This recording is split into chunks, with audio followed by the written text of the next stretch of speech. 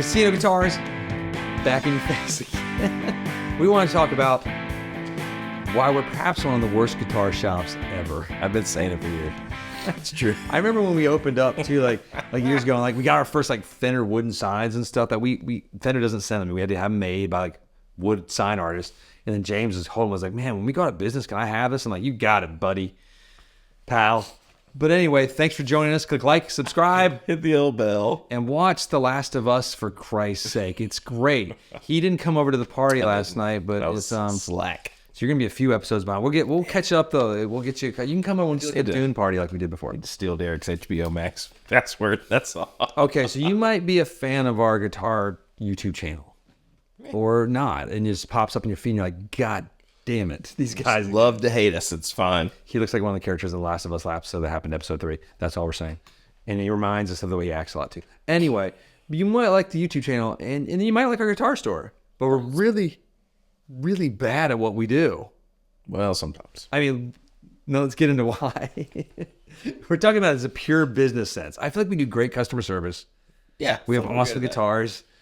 Awesome But things. okay, so I was sitting there meeting with my PRS rep, and I'm meeting with my and I love these guys. They're all like, they become dear friends of mine for some reason because they're all nerds. And my Taylor rep, I love that dude too. And they're all from the Guitar Center world from way back in the day.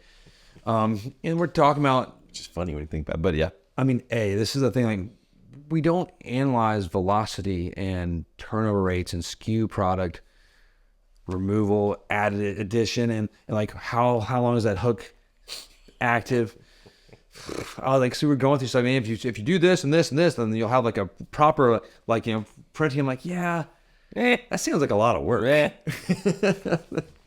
It's really not. It's just we just don't think of guitars that way. It seems like a that what it very is? cold, analytical way to do things for these things that we love, right? That I don't know. I think we're just like go with the gut. No. What's your gut say? And we're really not smart a lot of times. When I did the gut Duosonic thing, I that's the one I always go back to. Like, don't go by the gut. Yeah. But Don't go I by the know. gut. Who's to say that if you'd analyzed the hooks, everyone loves Duosonics, that you wouldn't have?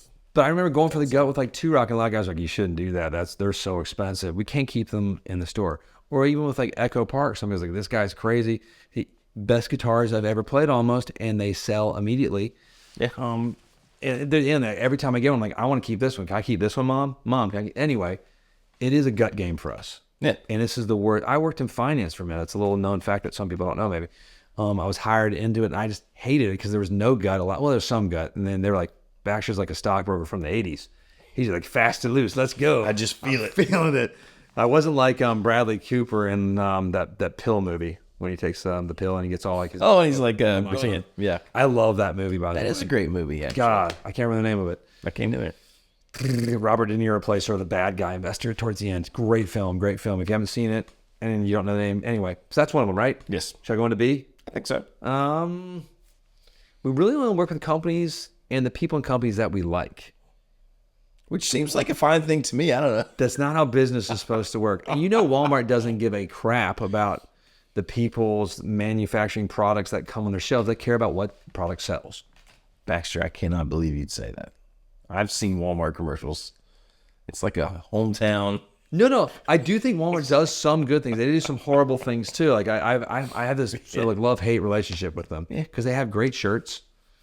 It's true. They do offer like lower cost products to a great group of people that we just all need it sometimes. But then there's also the whole like evisceration of like the local small town community businesses. Yeah, that's true. And then they run it they don't run this massive profit like people think. Sometimes they actually lose money. It's a weird thing. Anyway, that's Walmart. But no, I bet the CEO of Walmart before too. It's funny, and it was I don't know who it is now. This was a few years ago. He's a really nice guy, but God, it's weird. Like the CEO of Walmart. That's huge. Walmart almost doesn't seem real. Like as a company, like that someone doesn't make decisions. Sam Walton used to travel around to all the new Walmarts that opened in his pickup truck in overalls, and he'd go around and he'd walk the store, and if you were like a really bad representative, he'd fire you on the spot. But he's a really nice dude, I heard. But he like checked every shop that opened. He went to every one when he was alive, which is pretty amazing. Yeah. God bless old Sam. Anyway, but no, we've had lines that we've carried that like we tried before, and we realized we didn't like them. Yes. So we're like, off with your head. Well, I think that's because, and this maybe lends itself to us being bad salesmen. We tend to not sell things in the shop that we don't like, because I've told people, I've seen all of us tell people, "Hey, yeah, don't buy that. You don't want that. You want this thing over here." And sometimes it's because it's not right for them. But if it's something that we legitimately don't like, I think we all legitimately don't Or sell. let's just say it's it's a really expensive guitar that we're just not really into. Yeah. But we know it's like we need to sell it, but we're like, just don't. We'll sell it eventually. It's like, or we're just gonna. Someone will buy it without asking eventually. And then it's just Sight unseen online. That's happened. You know, it's we're really that's one of the other reasons we're really bad at this. God, let's see. This one's sort of funny. We don't really want to have other locations. I mean, that sounds like a lot of work. No, we've had multiple investors come in and want to join the Casino Guitars family or whatever and open up locations. Hey, you guys need one in Charlotte. We need to have one in Virginia. Or how about South Carolina? Yeah. That's just no. I mean, We don't even want to have this location. sometimes we just want to talk to people on the internet. But I mean, I I don't just know. want to hang out and talk about guitars and talk about The Last of Us or whatever, you know. Yeah. No, it's I mean, I think that changes some of those things that we're able to do A and B if we start having like other locations and we have to run a little more like a a real business. real business. You replicate. We have this weird magic synergy that happens here because it's the people. Yeah. It's true. The people you find. You can't photocopy it, make facsimile, and this is Casino Guitars South necessarily. It would just require so much heavy lifting and lots of moving pieces. And we would have to be there a lot. Yeah. And which is possible, but again, like it's just I don't know. It'll be as fun. It would be fun right now. And it's important that we have some semblance of a work-life balance, even though our partners might not believe that. It's I feel like it's pretty laissez-faire. Yeah, it is. Yeah, I would agree. And then Sure. I'd say D, finally, this YouTube channel. What do you mean, Baxter? This YouTube channel does so many things, and we've had more joy, and I hope it brings you joy too. But we've had more joy from the folks we've met.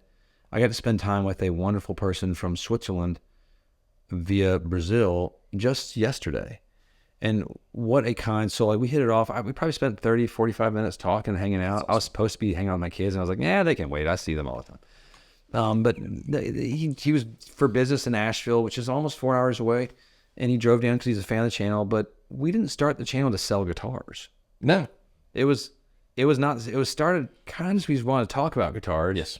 But we didn't want to sell guitars. The entire mission of the channel is to bring joy and happiness and have fun, mainly because we enjoy doing it. Yeah. And then other people happen to enjoy it some too. And then COVID hit. And then, Then it was really that's when our channel got a lot more traction, but also it's just we saw. I didn't realize that other people were it's not a lifeline. I'm not gonna say that dramatic, but it really brought just a little bit of happiness in a really dark time. You know, especially us guitar players, we're nerds, we're isolated, we're introverts a lot already. it does surprise me how often I hear people say, "Wow, yeah, that was really something I look forward to when we were all stuck in our houses." I mean, golly, So, because this is a horrible thing to look forward to every day. yeah. I did shower last night. I showered yesterday. Did you shower this morning? No, No, your hair's not as wet. it's not as wet. It's normal. You look like this character from The Last of Us a little bit. But down in the woods. After the shower. That's right. Hey, Oh, so good, so good. I can't wait. I'm gonna watch it again with my wife too, and I'll probably watch it with you. that's probably. I think I'm sure gonna watch we will. this whole series I think 2 or 3 times. I'm just so happy with it right now so far. How many times have you played the video game? How many times have you Only gone once, under? because it's probably I don't know if it's a 15-hour playthrough, but it's an intense game. It's really hard because when you fight the monsters and stuff or the clickers, whatever you want to call them, you can't. They're not like zombies and stuff. But you shoot them, they kill you.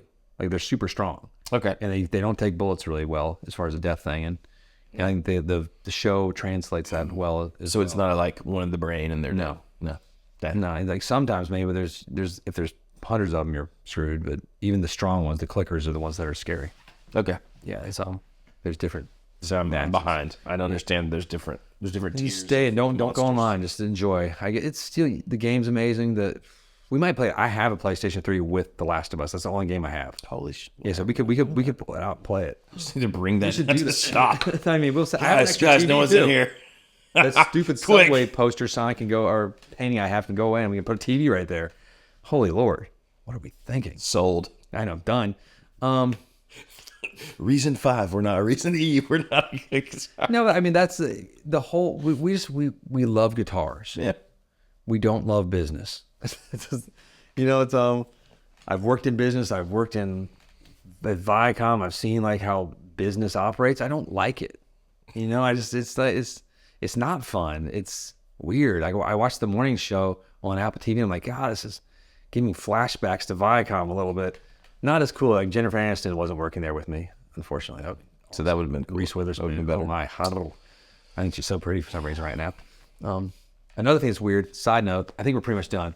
But if you go back, like it's you've gotten older when you go back and watch The Sopranos. You're like, man, like Tony's wife is hot. Because I remember watching it when it first came out. I was like, God, look at that funny like Jersey mom. You're watching now, banging, super slamming chick. I'm watching it. It just gets me every time. I'm like, don't like just show it, Carmela. I didn't get to her. I just forgot her name. I know it. Edie Falco.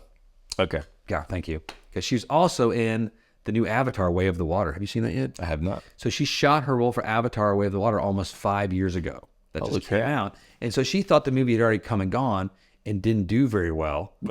And she just never heard. And then she just, it just like made $2 billion or something. Oh, never mind. So she has a role. She's a bad guy. How did they do it 5 years ago? They've already shot all the next movie.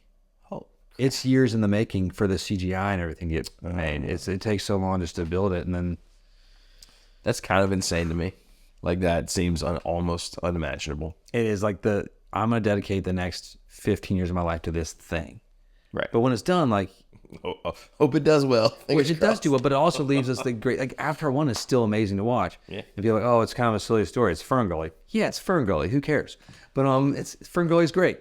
I mean, every movie like that is sort of the same story. It's like Dances with Wolves. just is. Got it. Get to Avatar 2. There's some problematic issues that people, not really.